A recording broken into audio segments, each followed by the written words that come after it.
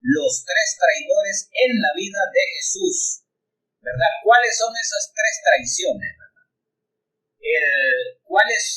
¿Qué es esa traición? ¿Por qué se da esa traición? Porque dentro de cada uno de nosotros existen esos tres demonios. Son tres demonios. El demonio de la mala voluntad, representado por Caifás en la Biblia. El demonio de la justificación, representado por Pilatos en la Biblia. Y el demonio que es contra el Cristo, el que vende al Cristo por 30 monedas. El que mercadea al Cristo por 30 monedas, ¿verdad? Ese es el tercer demonio. ¿Y por qué Jesús, en su drama cósmico, por qué materializa, por qué cristaliza en el mundo físico esas escenas, esos eventos? ¿Por qué? Esa es la gran pregunta. Entonces aquí tenemos la respuesta, ¿verdad? Porque dentro de cada uno de nosotros existen esos tres demonios en todas las líneas, en todos los estratos y en todos los niveles. Los tres traidores, ¿verdad? A través de la historia han hecho acto de presencia estos tres demonios en cada uno de nosotros. Por muy humildes que seamos, por muy bajo que sea el nivel social, o por muy escasos recursos económicos que sean, o no importando la raza, el color, la religión, siempre tenemos presencia de esos tres demonios dentro de nosotros. Entonces hoy vamos a explicar eso, cómo se manifiestan dentro de nosotros y qué daño nos causan. No qué daños causan a otros, sino a nosotros mismos. ¿Qué daño nos causa la traición? Fíjense bien, este tema aparentemente no tiene importancia, pero si estudiamos a fondo, si analizamos a fondo este problema de la traición que le hicieron a Jesús, sí le vamos a ver que tiene gran sentido, ¿verdad? Y que lo hemos pasado desapercibido por siglos, siglos y siglos.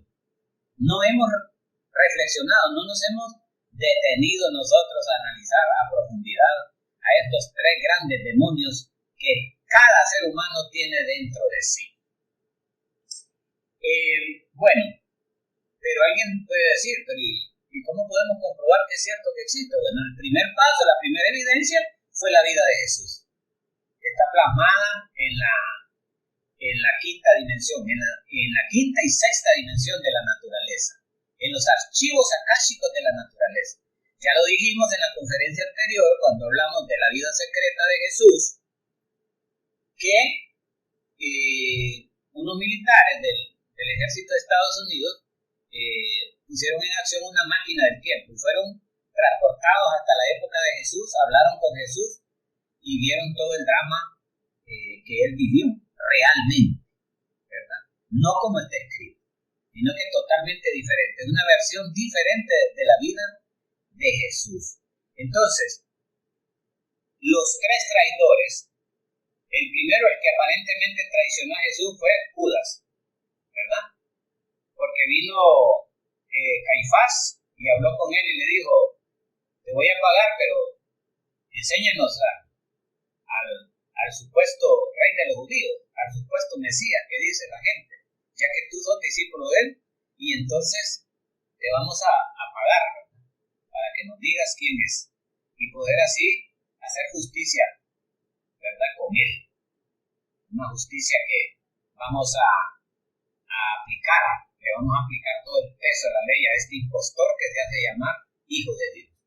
Entonces, por 30 denarios, les fue a enseñar dónde estaba Jesús para que lo pudiesen capturar, para que lo pudiesen atrapar. Lo que la humanidad no sabe es que Judas es el máximo discípulo que tiene Jesús. O sea, que en el camino iniciático es el segundo de él. Fíjense bien. Porque nosotros por ignorancia lo condenamos. Que te lleve Judas. Que Judas está allá. Y él sufre mucho, por supuesto. Pero esa es parte de la misión. Él asumió esa responsabilidad. Pero fue como decimos aquí en Honduras de compadre hablado. O sea que Jesús lo convenció para que hiciera el acto de traición. en ese momento, ¿verdad? Entonces, el maestro Dabu no quería porque amaba a su maestro. ¿Cómo te voy a traicionarle? Si sos mi maestro, sos mi guía, sos el ser espiritual que yo sigo, no puedo. Pero Jesús le dijo, no, tú tienes que cumplir esa misión para que se cumpla la profecía y para satisfacer la voluntad de mi Padre. Entonces tienes que ayudarme en eso, de asumir la responsabilidad, de traicionarme, de venderme ante el enemigo, para que hagan escarnio mío y que yo sea sacrificado y así pues el Hijo del Hombre sea sacrificado pues por la obra, ¿verdad? Valga la redundancia. Entonces, tuvo que pensarlo bien, ¿verdad? Porque si no lo haces te conviertes en un verdadero traidor. O sea, tenía que cumplir Judas. Si no lo hacía, es desobediencia a su maestro, a su guía, al ser que le ha entregado todo el conocimiento y la sabiduría para salir adelante. Allí sí se hubiera convertido en un real y patético traidor, pero tuvo que aceptar para cumplir la misión. Entonces, una vez que acepta, no le queda otra que entrar en la misión y ser un personaje protagonista y queda en los anales de la historia y queda grabado para toda la eternidad. Porque no solo se trataba de la misión, sino las consecuencias que él como traidor iba a tener para el resto de los siglos, de los siglos, de los siglos, de los siglos. Es una cosa que no termina.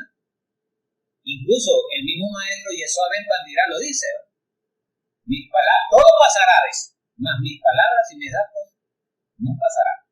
Quedarán grabados para la eternidad. Pues lo mismo Judas.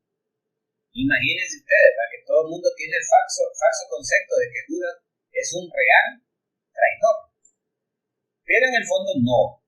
Él solo hizo el papel a petición de su maestro, obedeciendo órdenes de él y de la gran ley divina, ¿verdad? Entonces, parece un poco contradictorio, pero Judas en sí mismo no es traidor de la obra del venerable maestro Yeshua Ben Pandira.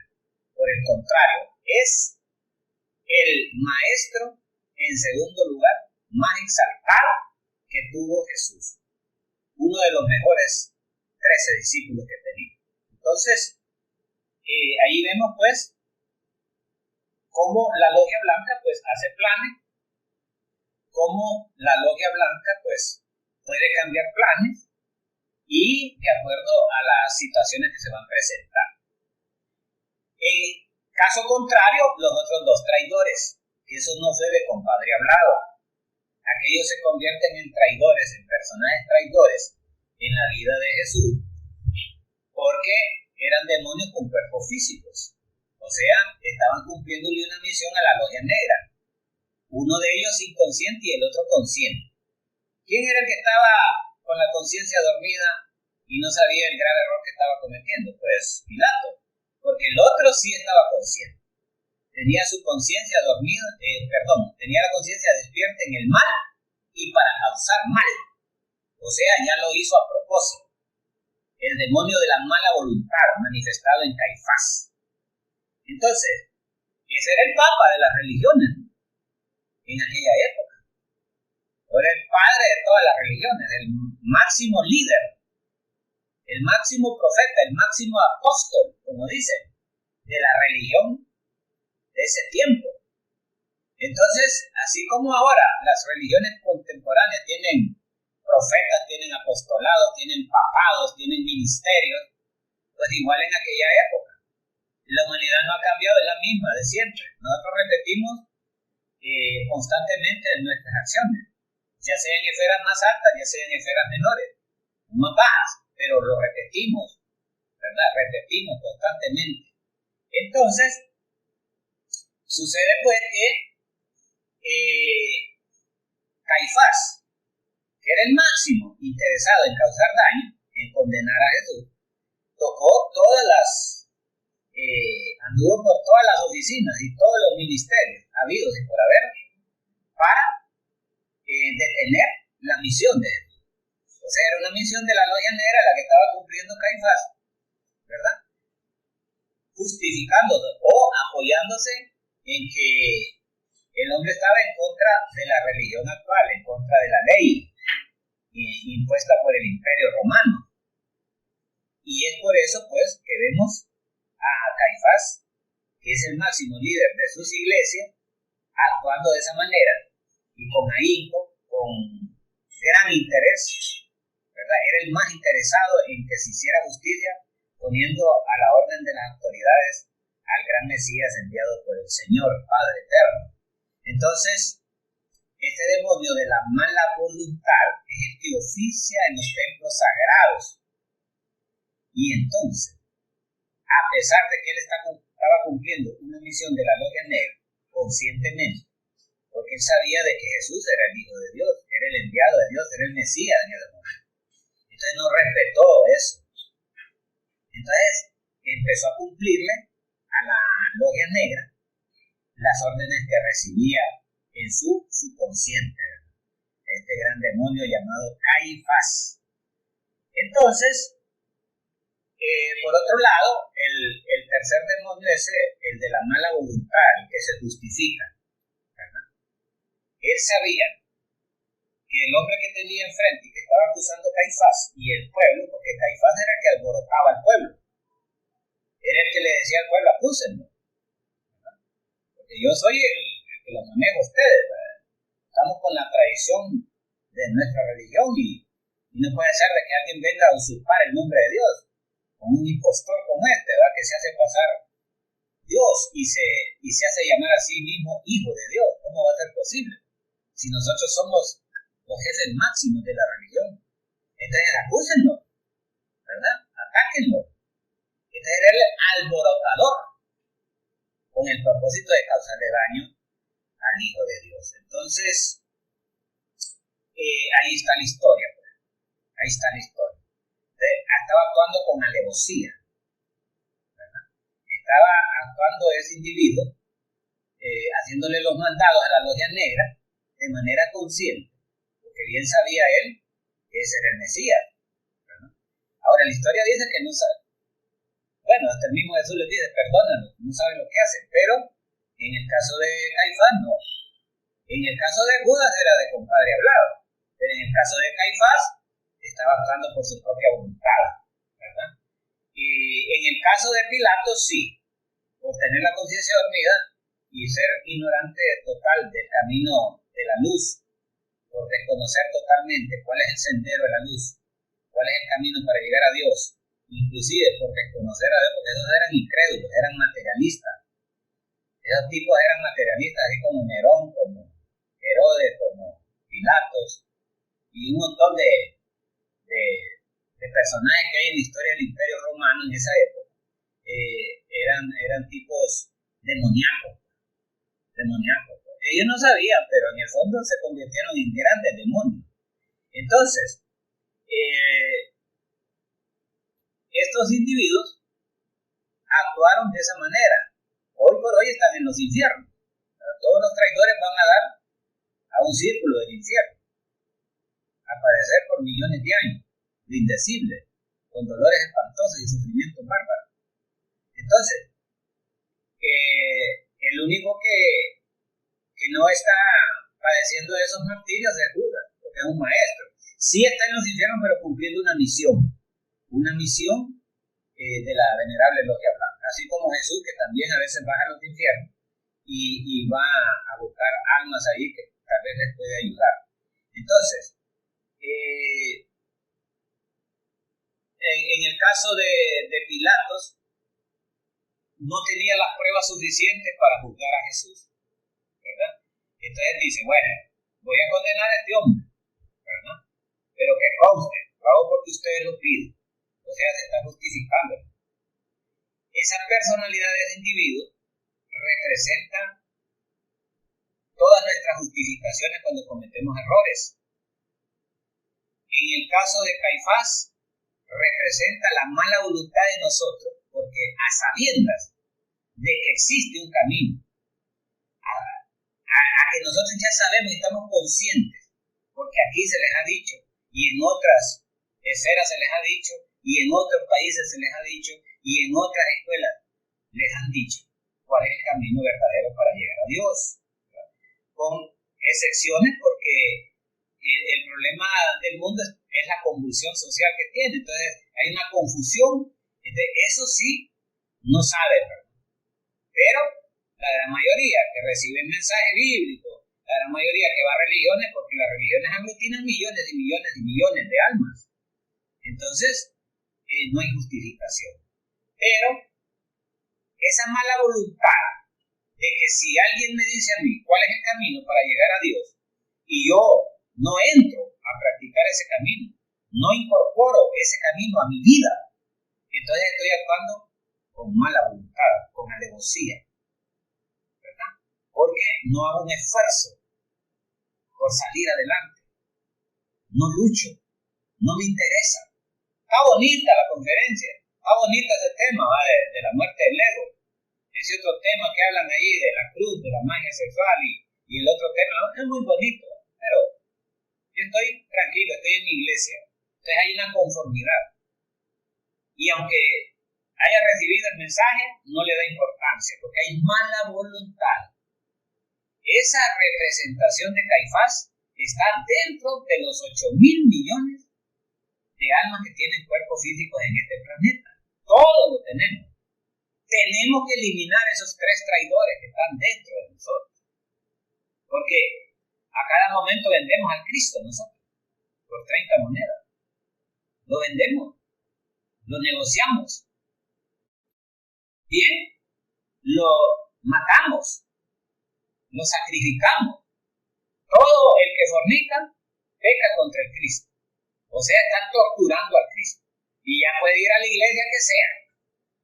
El simple hecho de la fornicación ya te está condenando al infierno.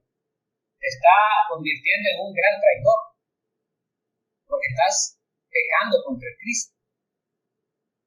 Lo negociás, lo mancillás, lo volvés pecaminoso por ser fornicario. Porque el horrible vicio de la fornicación es el que nos esclaviza a nosotros. Por eso salimos expulsados del Edén, por el horrible vicio de la fornicación. Entonces el que fornica peca contra el Cristo. Eso está claro. Ahora, que nos hagamos nosotros de los oídos sordos o de la vista gorda, como dicen por ahí, no hay mejor ciego que el que no quiere ver, dice el adagio popular. Entonces, esa es otra cosa. Pero las cosas son como están establecidas, como lo ha establecido Dios, y eso nadie lo puede cambiar. Entonces, nosotros somos los que tenemos que actuar, revertiendo las cosas, cambiando nuestra forma de ser. Entonces, aquí lo importante de este tema es que entendamos que esos 3 traidores están dentro de nosotros. Y vamos a empezar a decirles que está en todos los niveles. Una persona, por muy humilde que aparente ser, tiene a los 3 traidores, ¿verdad? Tiene la mala voluntad, tiene el que vende al Cristo, tiene el de la justificación. Entonces, ¿cómo podríamos decir? Bueno, aquellas organizaciones políticas, por ejemplo, en la política se da mucho la traición. Se da también en las empresas, en las corporaciones industriales, se da también en las religiones, se da también a nivel familiar, a nivel de amigos, a nivel de padres con hijos. Increíblemente estaba viendo yo la historia de unos mafiosos en los Estados Unidos, cómo el padre traiciona al hijo y lo manda de carne de cañón a unos mafiosos. Él era el papá mafioso y le estaba enseñando al hijo a ser mafioso, pero parecía que el hijo iba a escalar más que él, y entonces planifica una traición para liquidarlo. Oiga bien, entonces ¿hasta dónde llega el demonio de la traición? La traición está en lo más profundo de nuestro ser y nos vuelve ciegos, nos hace ver cosas que no son reales, ¿verdad? Extiende un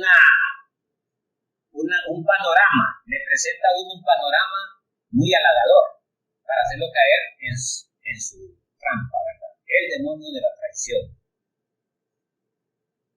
Entonces, de esa manera podemos traicionar a nuestro padre físico, a nuestra madre física, a un hermano, a un hijo, a un tío, a un primo, a un vecino, a un amigo, a un compañero de trabajo, a un compañero de religión, a un compañero de escuela esotérica. Podemos traicionar al Padre interno de nosotros, a nuestra Madre interna, al Hijo interno de nosotros, al Cristo, podemos traicionar. Entonces se requiere de estar alerta, percepción, estar uno autoobservándose de instante a instante para detectar cuándo aparece uno de estos tres demonios o los tres, porque ellos se toman su tiempo, tienen toda la vida de nosotros para manifestarse. Y como no sabemos autoobservarnos, no identificamos a este demonio. ¿Y qué es el problema? Porque a nosotros nos puede gustar mucho la mística, nos puede gustar mucho el esoterismo puro y verdadero, el esoterismo objetivo, nos puede fascinar. Pero otra cosa es practicar. Una cosa es informarse, prepararse intelectualmente, teóricamente, leyéndose todos los libros habidos y por haber. Pero otra cosa es practicar. Porque en este camino, en esta escuela, es fácil hablar, es fácil decir las cosas. Pero otra cosa es ya ponerse uno a realizar las prácticas, a comprobar por sí mismo la doctrina, vivir la doctrina. Entonces, cuando nos acusan de traidores, saltamos más que un pez en el agua tragándose la billarda. Saltamos enormemente cuando somos descubiertos que somos traidores. Ese es el problema de nosotros, no aceptamos que somos traidores. Y el demonio de la mala voluntad siempre se va a estar manifestando. ¿Cuál es la mala voluntad de nosotros dentro de las religiones? Cuando se nos ordena cumplir con algo y no lo hacemos. Porque consideramos que somos mejor que la persona que nos está dirigiendo o ordenando. Entonces tenemos una mala voluntad y nos convertimos en traidores. Nos salimos de esa religión y vamos a formar otra religión. Porque consideramos que nosotros no merecemos estar ahí, porque somos superiores, somos mejores. O sea que el demonio de la traición nos hace ver cosas que no existen. Por eso es importante desintegrar el orgullo. El que elimina el orgullo de su psiquis libera una virtud que es la humildad. Y entre más profundo va, más humilde es, más realista es, más objetivo se vuelve el estudiante. Eso es muy importante que lo analicemos los humanos. ¿Qué ganamos con traicionar al compañero de trabajo? Porque tal vez gana más sueldo que su servidor. Y aunque seamos amigos, aparte de ser compañeros de trabajo, la traición no se deja esperar, motivados por envidia o por codiciar el puesto de trabajo que tiene él. En la religión igual, queremos escalar cargos y puestos en nuestra religión. Porque consideramos que el que nos está dirigiendo, nos está dando la orden, es inferior a nosotros. No tiene la capacidad que tengo yo. Y por eso yo pretendo desbancarlo, quitarlo de allí y sentarme yo en el trono de él. Eso es traición. O sea que el ego de la traición nos hace ver eso. Ese demonio es terrible. En una sociedad hay socios que liquidan al resto para quedarse ellos con la empresa, con todo el poder. Esa es traición. También podemos llevar a un amigo que nos han pagado o nos han ordenado que lo liquidemos y lo invitamos a una fiesta y de manera traidora, cuando da la espalda, lo liquidamos o le damos veneno. Le hacemos creer que somos amigos y somos hipócritamente traidores. Entonces, la traición se va a dar en todos los estratos sociales, en todas las razas, colores, credos, dogmas, se da en todo. O sea, eso es inevitable que lo tengamos, pero lo importante es eliminarlo dentro de nosotros. porque no vamos a conseguir los objetivos. No es cierto. Es más, nos condenamos a pasar una eternidad de sufrimiento en los mundos de infierno.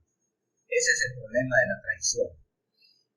¿Cómo se manifiesta la justificación traidora dentro de nosotros? Cuando tenemos la oportunidad de eliminar un defecto y decimos, no, ahorita estoy muy ocupado, ahorita no voy a eliminar este defecto que es un pensamiento que tengo, porque lo voy a dejar para después, ya me justifique.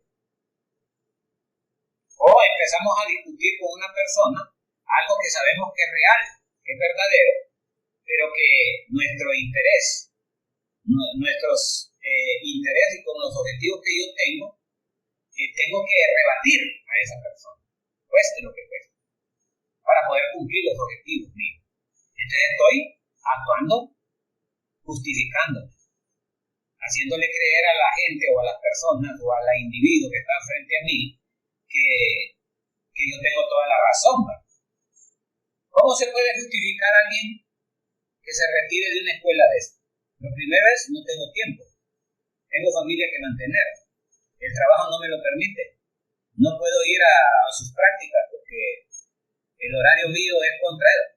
Y empiezo a inventar una serie de justificaciones. Ahí está actuando el demonio, ¿verdad? De la justificación del mal. Y cuando llevamos engañada a una joven que pretendemos utilizarla sexualmente para satisfacer al demonio del adulterio, fornicación y lujuria. La lujuria tiene tres capas. Lujuria, adulterio, fornicación. Se acoplan los tres y ahí va la lujuria actual. ¿Quién personifica los otros dos? La fornicación y el adulterio, la lujuria. ¿Por qué? Si nosotros somos solteros, pero andamos con una y otra muchacha, o por el contrario, una mujer es soltera, pero le gusta andar con uno y otro hombre, es una adúltera, aunque no tenga esposo. Esa mujer es adúltera, pues, porque no está definida. Esa persona no tiene una definición de lo que busca, solo busca el placer. Entonces el placer lo lleva lujuria, adulterio y fornicación. El placer lleva esas tres cosas. Y siempre nos vamos a justificar. Siempre vamos a decir, bueno, yo ando con mujeres porque soy soltero. O dice la mujer, yo ando con hombres porque soy soltera. Ahí está actuando el demonio de la justificación. Ahí está el Pilatos actual. Por cualquier error que cometemos. Y si les digo yo a ustedes que en todos los juzgados del mundo, en todos los tribunales de justicia, es donde vemos aparecer el demonio de la justificación, millones de veces. Cuando el acusado, a pesar de que el juez está presentando las evidencias del caso, el acusado dice a través de su abogado que no cometió el crimen, que no cometió tal robo, que no cometió tal adulterio. Se justifica siempre. Porque dicen que la ley así es. No, la ley no es así. Tenemos el derecho a defensa, estamos de acuerdo.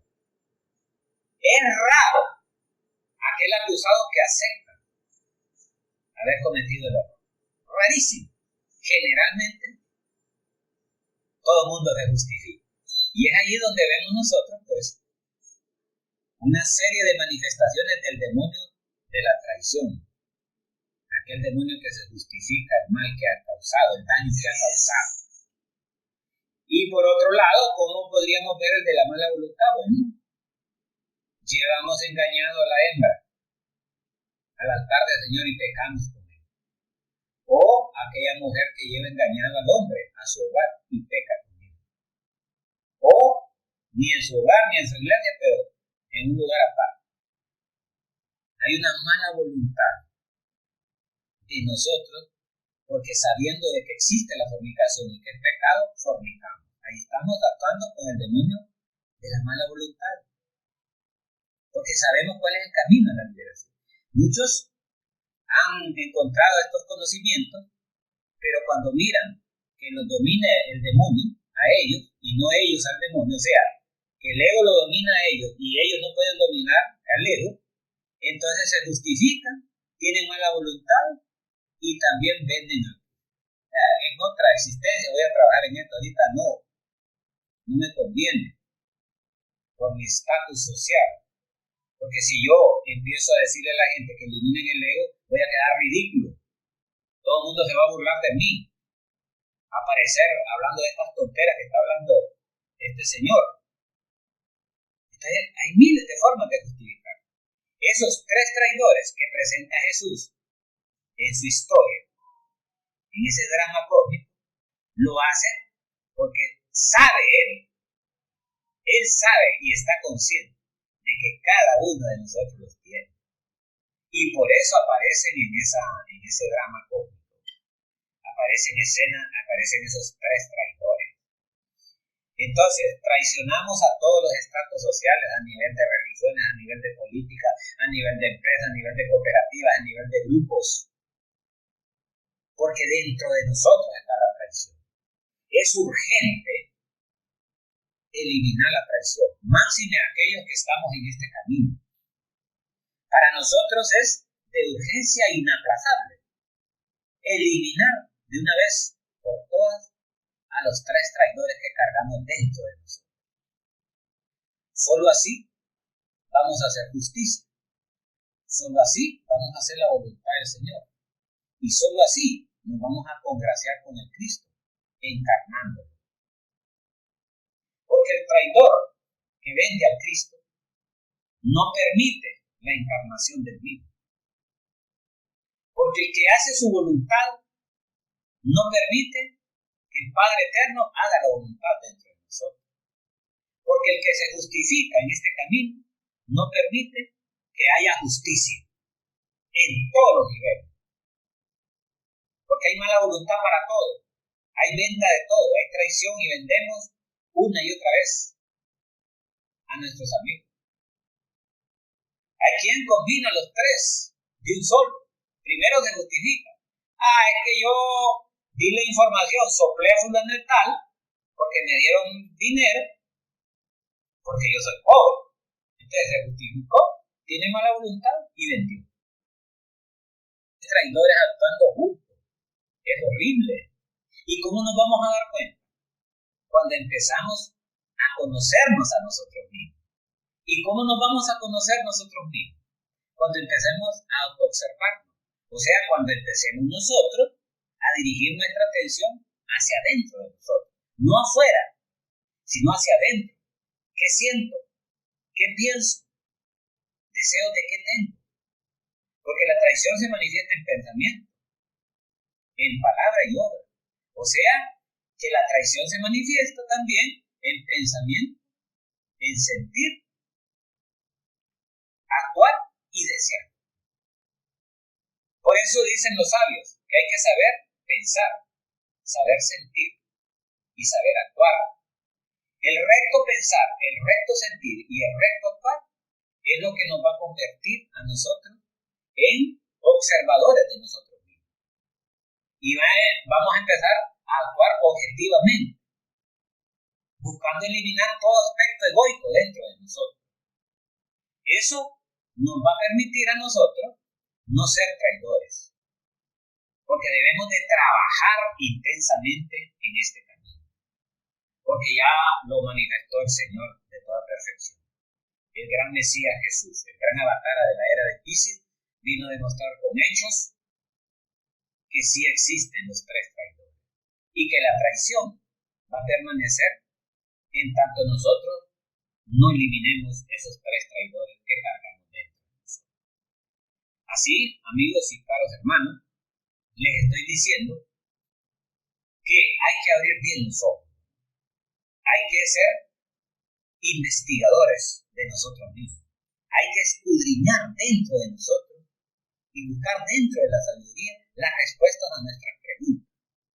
No las busquemos fuera de nosotros, que no vamos a encontrar nada. La verdad la vamos a encontrar dentro de nosotros.